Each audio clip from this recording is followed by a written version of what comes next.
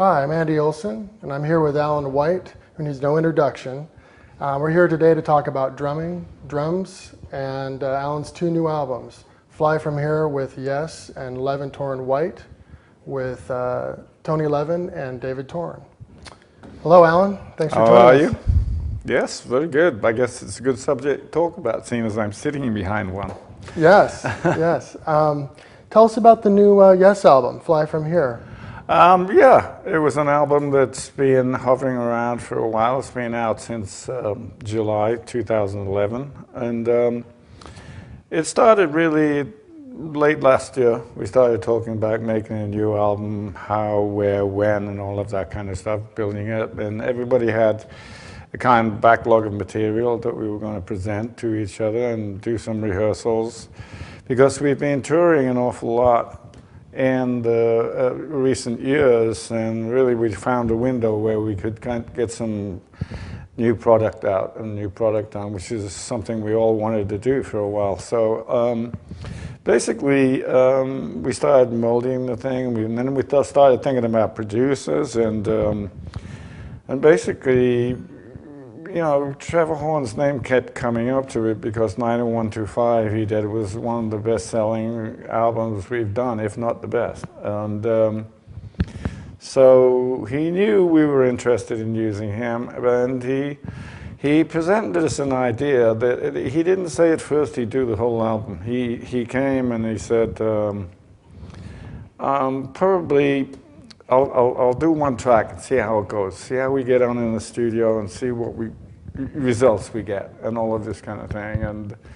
And we talked, and then he came up with the idea of reconstructing a song from that we did in the early 80s throughout the drama period of Yes. And it was a song we only recorded on stage, but it was actually more like a Buggles song that Yes interpreted into, but it was still in the format of a single. So we always liked the song, and it never got to the light of day on any album except a live one. So we thought we'd delve into the song again. We started rehearsing, and then ideas came up, and we started elongating the song, and Trevor started making it more into a story. So yes, we're then going back to a little bit more of the roots in the 70s of doing albums that have a little bit more of a concept nature and a storyline that runs through 3, 4, 5 pieces. Right. And that's what we ended up doing with this. I mean, and it was quite. There's one track on the actual whole suite. It's called Bumpy Ride. So it was a bumpy ride for a while, making all of the kind of different tracks to see how they'd fit together, and the storyline would start flowing. And then we kind of, everybody seemed to get it all at once, and Trevor Horn was masterminding the whole thing anyway, and you could see him every day just thinking about how we knit these pieces together and make it into more of a concept type storyline kind of piece that had a meaning throughout 4 or 5 numbers. And it seemed to start working itself out. And then all of a sudden, you know, we kind of, everybody got it. We had these pieces of music that all fit together, and we had We Can Fly From Here. And then Steve had a song that he was really interested in doing, and so did Chris, that they'd been presenting, that was part of the same thing but separate. And then we had another song that we were rehearsing. Actually, we were all in Phoenix for about 10 days, just messing around every day. So we had some tapes of different things that we'd done down there, and that's where Into the Storm came from. It was a cooperation between everybody, just kind of basically jamming, but the jam turned into a really, really good song on the album. And there you have it. It's a piece of music that, you know, I think it's great because it seems like Trevor Horn has the key to what Yes should be sounding like currently. Right. So in 2011, he thinks the band should be sounding like this, and I think he's right, because I think it's a good stepping stone. It's a kind of modern sound of Yes that can be embellished on in the next album and the one after that, possibly. Well, we've been playing the main track on the last stage show. We played the main We Can Fly From Here track, but not the whole suite. Right. And the up-and-coming tour that I'm doing in Europe, we're going to play the whole thing. Trevor Horn's really one of these characters. He's very much a melody chord man. When it comes to drumming, he knows my drumming from way back. He knows how I kind of approach songs and how I play, and I look at a different angle sometimes to try and take the rhythm section into different time signatures just to make it slightly different and yesify it in a way. And so he'll present me with the chords, and sometimes it might even have a drum machine. And I'll go, well, yeah, but you know, maybe we can embellish on that a little bit and make it like this. And that's one of my beliefs with this kind of thing. And I approach stuff that Trevor Horn brings me at the same time, is that you only play what is necessary for the song. I mean, the song is usually the most important thing. Mm-hmm. Where some bands think the drum and bass playing everything's the most important thing, and they put in melody. But you've got to have that melody, and as that melody is created, you play what is necessary to make that melody work more. And that's been my whole philosophy for a lot of years now. Is he the type of producer who, it sounds like he's listening to what you're doing and giving you direction? Or does he bring you parts as well? Yes, sometimes. Most of the time, I say 90% of the time, he just lets me do what I want to do, and he just tells me when it's not working. So on the title track, the band, it sounds like it's starting in like 5. Mm-hmm. And then I hear, it sounds like that you and the rhythm section are almost in 4, mm-hmm. In that. And I hear that a lot in Yes music. That there's these 2 time signatures that are kind of overlaid. I was only practicing in 4 because I don't play it usually. Yeah. Well, I do a lot, but at the same time, it's a very typical Yes thing to do. Yeah, the song is built around a lick that's in 5, but the drums play in 4. Right. It'd sound too neat, probably, if it was all in 5, including the drummer. And sometimes it's the other way around. The band's playing in 4 and I'm playing in 5, and it just makes the drum beats land in places that enhance the music. It's the way Yes works with a lot of things. I mean, going back in Yes music to a lot of things like perpetual change. I'm playing in all kinds of time signatures, and the guitar's playing in 4, and it's very mathematical. Yeah. How you work things out. Not that we count bars, because I listen to the song, but how we mathematically work it out. In the early days, they used to count it and say, well, if you do 16 of those and I do 27 of these, on the 28th bar we'll meet up again and we'll be right in the downbeat. So it is kind of a mathematical kind of process that you have to make it. But mathematics with feeling. Yeah. Mathematics with feeling and very odd time signatures. That's what Yes music probably is. How do you keep track of that? I mean, do you just get it kind of inside you at some point and, be able to play that? I mean, are you listening to certain things, or? Yeah, I'm listening to the song. If you don't listen to the song, you're not going to be able to, you could be doing anything anywhere.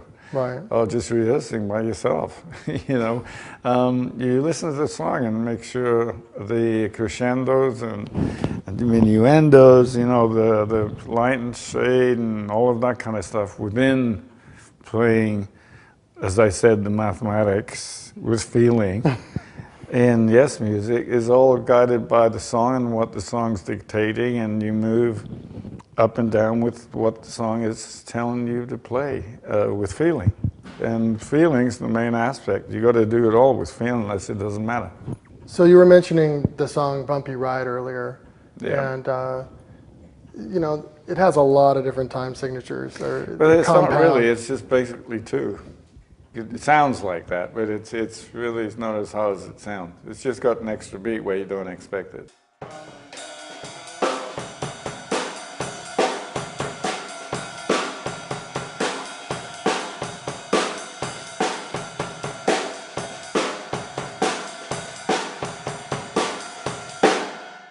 Are there things you do with odd time to make it feel as good as it does? I mean, Well, it's the lick that Steve came up with. Then I realized what he was doing to be part of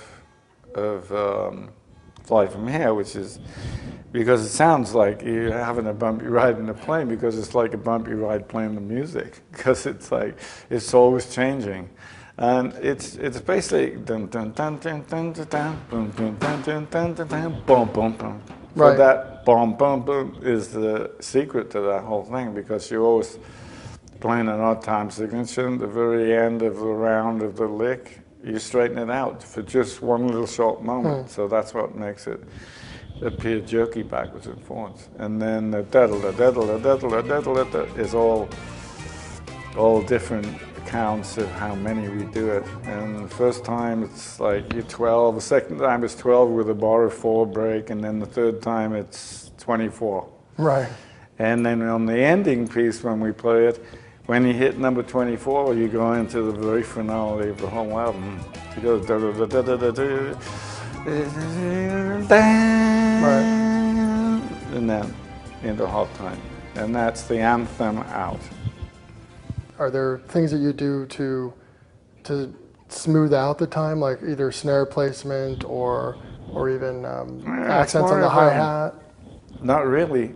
Sometimes it's more of a natural thing. I just hear the lick and my limbs work accordingly.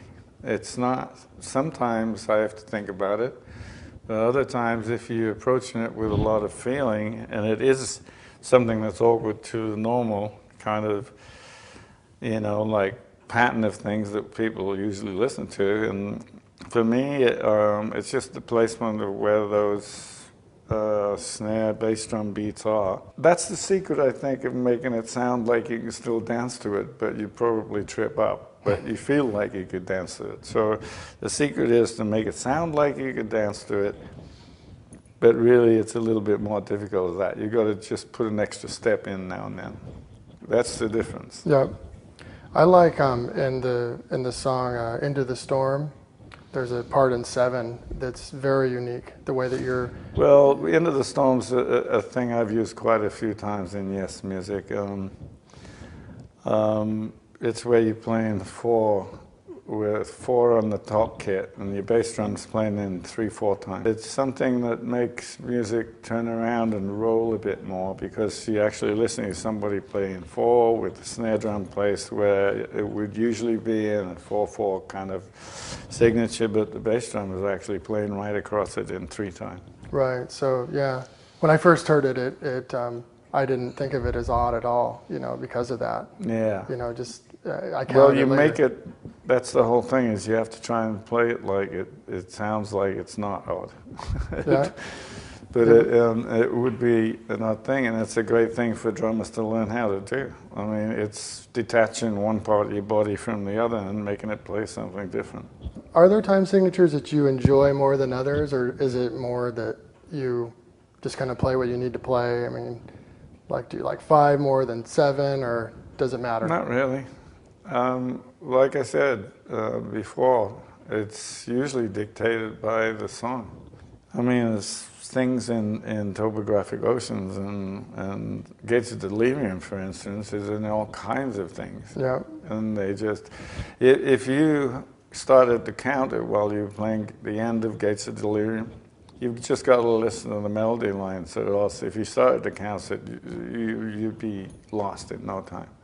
So you have to listen to the melody to be able to latch yourself into the way those rhythms work underneath. So Yes has always had great vocals. It's one of the things, one of the signatures of the band, which I know you contribute to. Most of the songs that I've done in the studio purely studio stuff. If I do stuff on stage, yes, drumming takes so much concentration, and there's an awful lot of things going on with time signature and stuff like that. It's very, very rarely, and occasionally I'll do vocals on stage. In the studio, yeah, I sang all the high notes on changes, and at much humor to Chris Squire and Trevor Horn, because I was actually grabbing my private parts and standing on my toes to try and reach the notes. So, so my name in the band became Astro White after that, and they called me Astro White for a long time. And then I said, guys, I've had enough of this. I'm not doing that again. It's that was in the, you know, when I was in my 30s or something. But those notes don't quite come out anymore. So if I remember right, on the 90125 tour, you actually were standing up and playing the drums with Leave It. Yeah, well, I did sing with it, but actually on the record it's Trevor Rabin hitting those high notes. Okay. But I that was the range I was hitting. I think he replaced it because I don't think they quite used what I finally did in the studio. So. Tell me about your typical recording process with Yes, like how you approach it. Do you track with the band? Do you do it by yourself? Are you playing a demo? We've done it many different ways. Fly From Here was actually, we actually rehearsed the song quite a bit, and we went into the studio and everybody knew the basic structure. And you go into the studio, everything gets mic'd up properly, and then you kind of play through the song together, make sure all the feeling is right, and you get one really good take, especially when they're all looking at me basically, see if we get a good drum take. And basically, the drums are the first thing they keep. So everybody will play the song and make sure we get a good drum take. And then everybody will go back and redo their parts and get everything tight with the drums. And it always seems to work very good. And it's basic process. You know, we go through the song and play the song enough times to get a really good drum take, you know, and then they'll look at me and go, what did that feel like for you? Because you're the one that's got to call the shots here. Do you feel that was a good take? And if I say, yeah, I think everything was in the right place, all the right feeling was at the right time. And then we take it back, listen to it, and then everybody goes through the process of replacing their parts, and that's how we build up. Do you use a click when you're doing that in the studio? Yeah.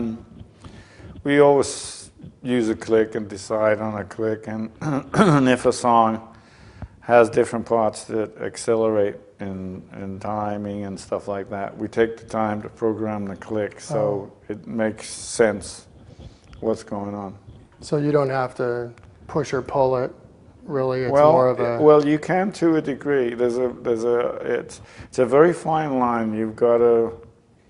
It's part of the art of working in a studio with drums, is to play with the click but be able to push it and play on the backside of it and make the music work around it, but you still got that meter that's the common denominator in the music for everything to bounce around. And then, so it is kind of, no, it took me quite a few years to learn how to do that. Usually when people are just learning and getting into studio work, they find it very difficult to work with a click because it's so regimented in keeping them from expanding. You know, because of course everyone knows that verses are usually fine, and choruses always speed up and then go slower for the verses. Well, that still happens, but there's a way of controlling it and being in an area around the click where you can still give it feeling, but you still have that meter to look back on. Is there a specific sound you use for a click, or is it just basic click? Well, I'll tell you something. It's not a cowbell. I used the cowbell, and I was really crazy by the end. I was going to punch everybody out in the studio. It was driving me absolutely nuts. It's just, you get a cowbell going in your ear for about 6 hours, man. You definitely think you're going crazy. Now, a couple of different sounds. Hi-hat is usually pretty good. And they EQ it where it's not interrupting your feel and stuff like that. But it's always there. Do you find that it kind of disappears as you lock in with it, the click? Or no, it's always there. Okay. It kind of does, you get into this song, but you have to relate to it all the time to make sure that you're locked into that to a degree. And then you know that when other people are tracking to what you've done, they're going to be listening to you and the click as well. So you have to make sure you're within the boundaries. After all these years of playing with Chris Squire, what's changed? What's remained the same? How do you guys work together? Well, you know, when you play with a person for so many years, you get to know their style and how they play, and doing so many concerts and making so many albums with him. Kind of get to know how he approaches his instrument and how he feels things, and he's the same with me. It's reciprocal, you know. It's like he knows that I would probably do this at this point in a lick or time, and I know the same with him. If he's trying to work something out in the studio together, I'll see him do things, and he'll be looking for how to kind of get to this note, and we help each other backwards and forwards like that, and it works because it makes a rhythm section work. And obviously, after playing for all of this time together, it works pretty damn well. So there's kind of a telepathic thing that happens, where you can tell what he's going to do, and vice versa. That kind of thing. Would you consider yourself more of an improvisational player or compositional player? More, I would say compositional player, and then with improvisation in amongst it in certain periods. I mean, most of the stuff, when we take stuff that we've done in the studio, yes, pretty much play it the same when we go back on stage, except I will expand on certain drum licks and beats and stuff like that, and change them on a nightly basis. But minimal, because most of the guys have got worked out parts, and there's a lot of notes and different lines that rely on all of us playing the same thing at the same time.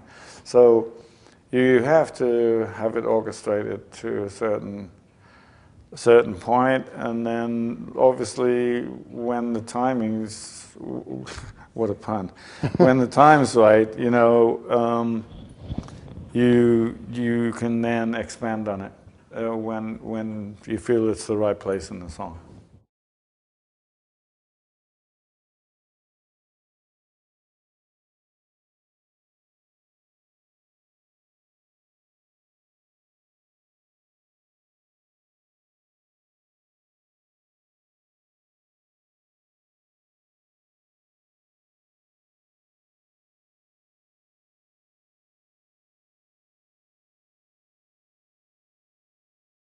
So how about the other album, Love and Torn White?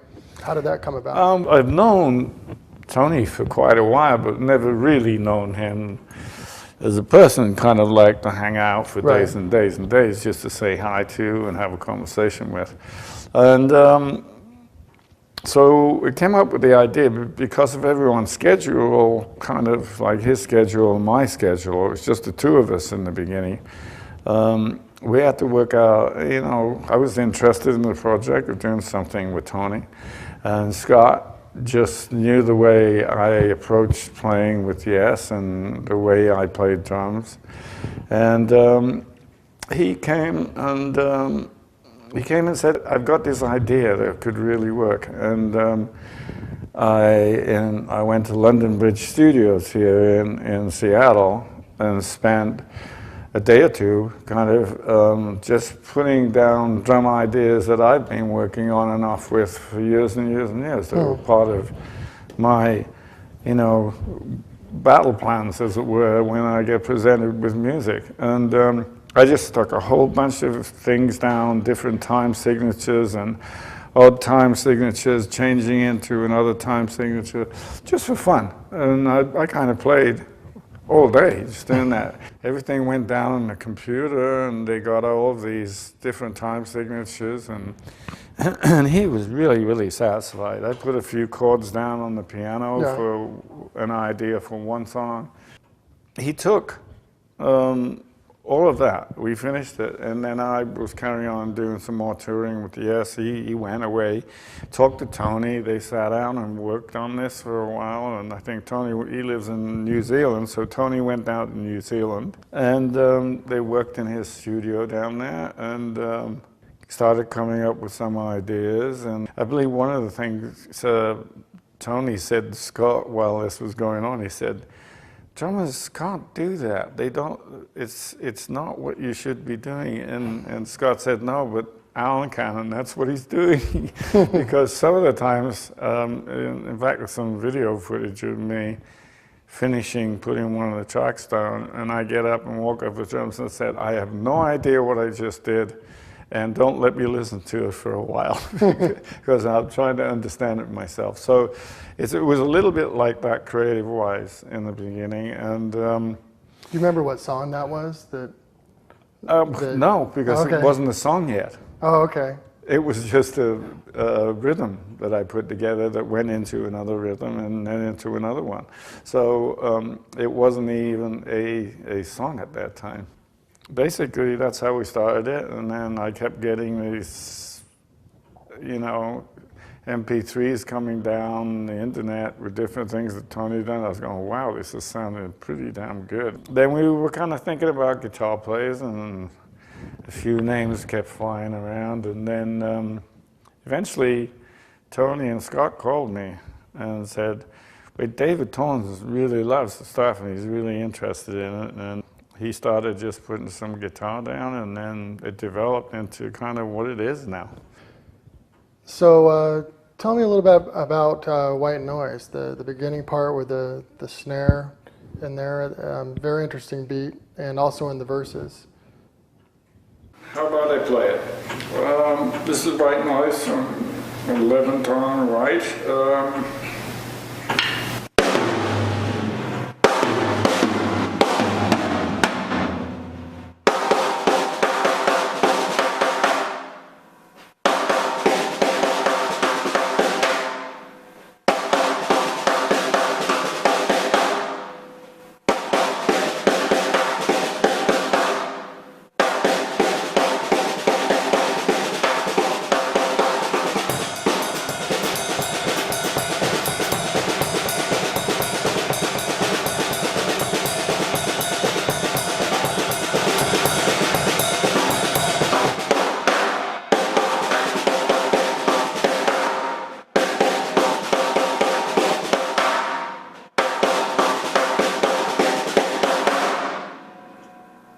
So that's basically it. Now you have to hear the music on top. How about Cheese at the Corpse? This is Cheese the Corpse. Let me see.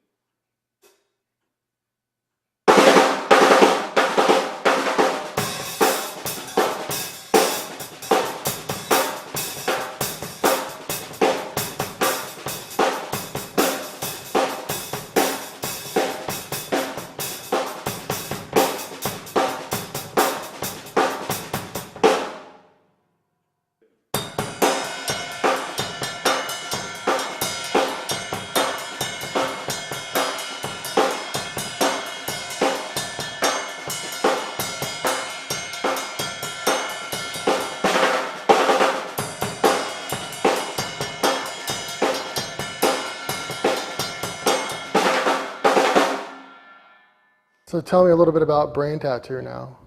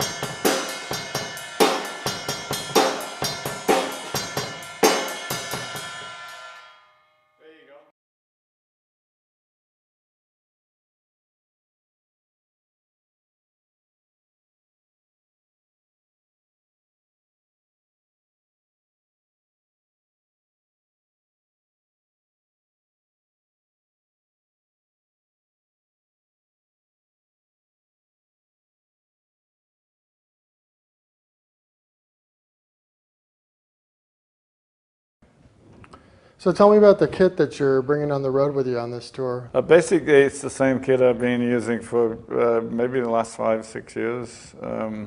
Actually, I've got 2 or 3 that are exactly the same. But the one I've got right now is custom painted. And we were trying to decide a color, and we went. I said, well, and the lighting guy is always chipping in and going, well, you need to be this color and that color. And then he said, well, I have 6 kinds of sparkle I do, because I knew I wanted to have a sparkle. He says, well, I've got 6 kinds of sparkle, and I've never done this before, but I've always wanted to. Can I just do them all? So he mixed all of them together, and the drum kit looks like a white, verging on champagne kind of area. But when you get close to it, it's very, very tiny speckle sparkle, and it's got all of the colors that he did in a sparkle, which is about 6. So when you get intense lighting on it, you can see it glows these other colors when you get close to it. So anyhow, it's 8,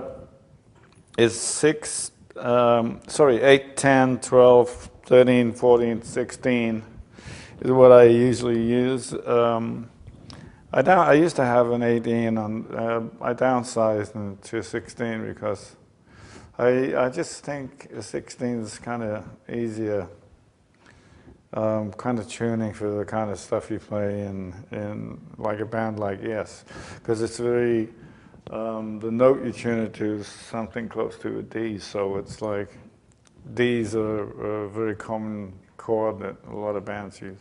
It's basically that, and I use an Axis double pedal and 22 by 17 bass drum. And a zillion cymbals and Ludwig drums. Currently, I downsized on my right cymbal here from 22 to 20 and made it more of a K because it's more of a little bit more of a rock and roll cymbal, and it doesn't ring so much and take up too much space in the sound on stage.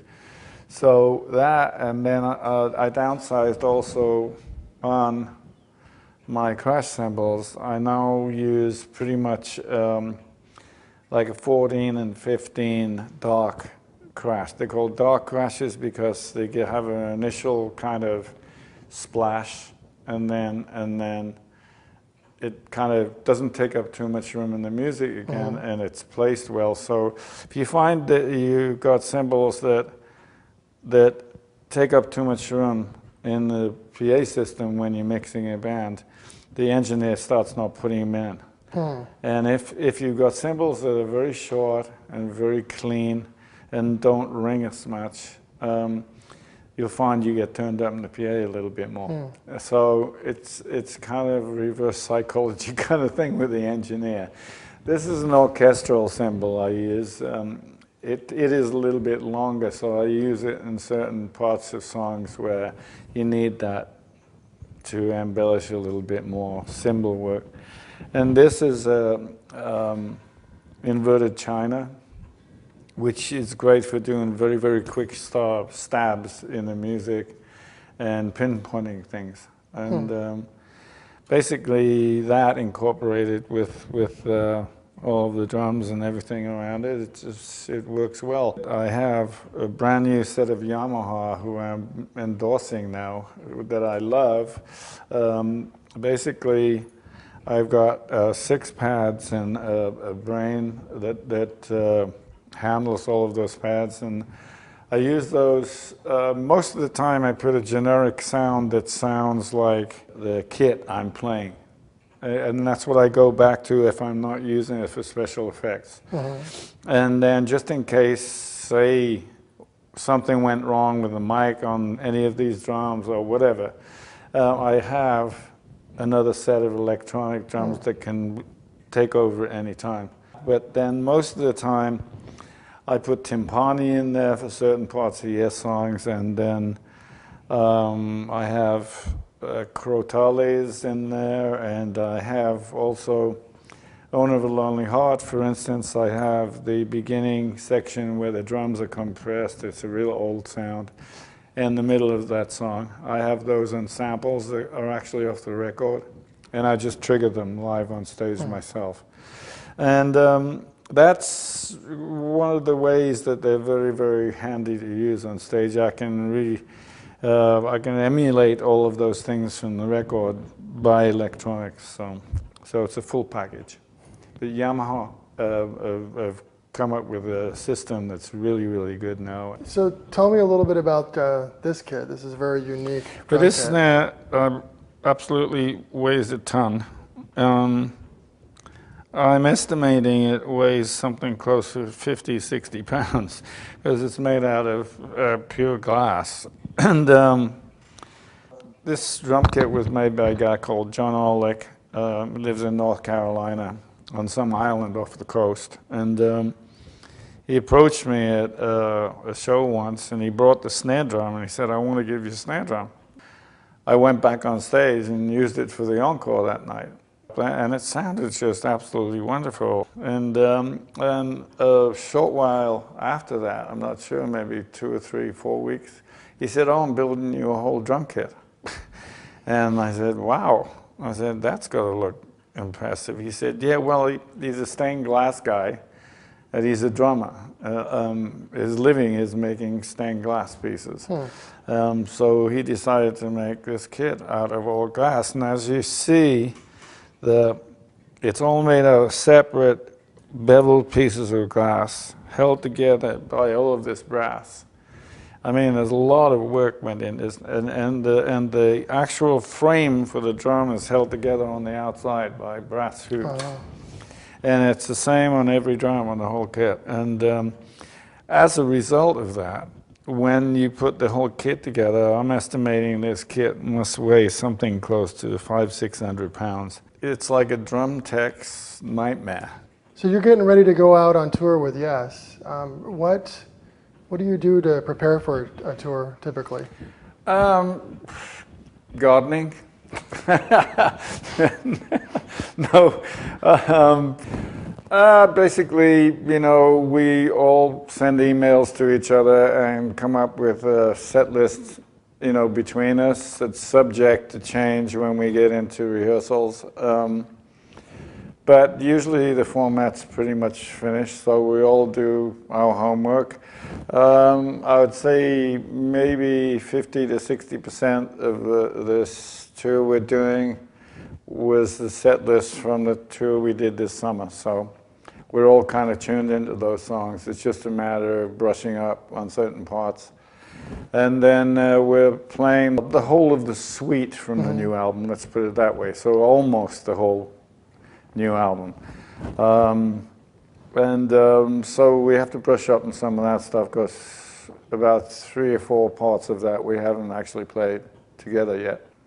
How long does Yes rehearse before you actually do a show?